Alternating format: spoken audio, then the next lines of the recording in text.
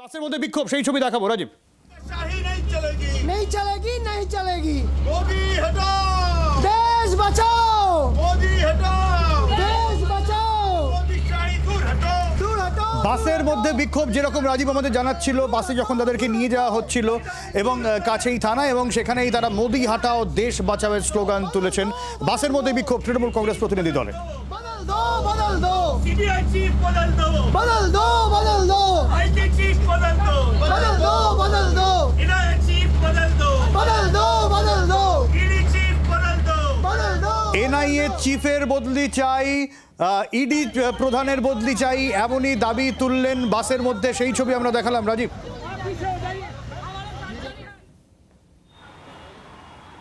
একদমই দেখো, তৃণমূল কংগ্রেসের যে প্রতিনিধিরা এসেছিলেন তারা একেবারেই পরিকল্পনা করে এসেছিলেন তারা বিক্ষোভ দেখাবেন, তবে শান্তিপূর্ণ তারা বিক্ষোভ দেখাবেন এবং সেই মতোই কিন্তু তারা কার্যত ধর্নায় বসে পড়েন। এবং দিল্লি পুলিশ, যেহেতু এই জায়গাটি নির্বাচন কমিশনের সদর দপ্তর, নির্বাচন সদন যেখানে আমি দাঁড়িয়ে রয়েছি, সেখানে তৃণমূল কংগ্রেসের যখন প্রতিনিধিরা আসেন তার কয়েক মিনিট আগেই এসেছিলেন কংগ্রেসের প্রতিনিধিরা এবং তৃণমূল কংগ্রেসের প্রতিনিধিরা বেরিয়ে যাওয়ার পর আসার কথা বিজেপির প্রতিনিধিরা, যারা এই মুহূর্তে নির্বাচন কমিশনের ভেতরে রয়েছেন। সেক্ষেত্রে পুলিশকেও তৎপর থাকতে হয়েছিল।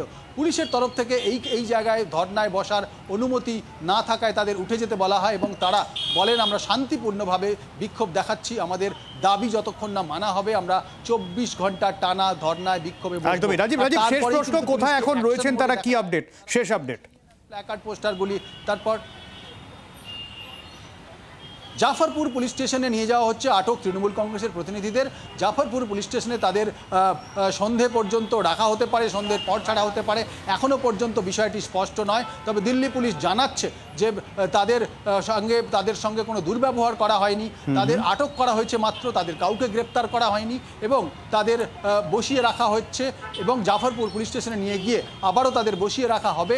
তাদের একেবারেই তাদেরকে বলা যেতে পারে সব রকমভাবে তাদের ব্যবস্থা করা হবে, সুবিধাজনক যেগুলি ব্যবস্থা করা যায় পুলিশের তরফ থেকে, এবং তারপর সম্ভবত তাদের মুক্তি দেওয়া হবে। তবে বিক্ষোভ দেখাচ্ছেন তারা সেখানেও গিয়ে এবং তারা বাসের মধ্যেও কিন্তু এই মুহূর্তে বিক্ষোভ দেখাচ্ছেন।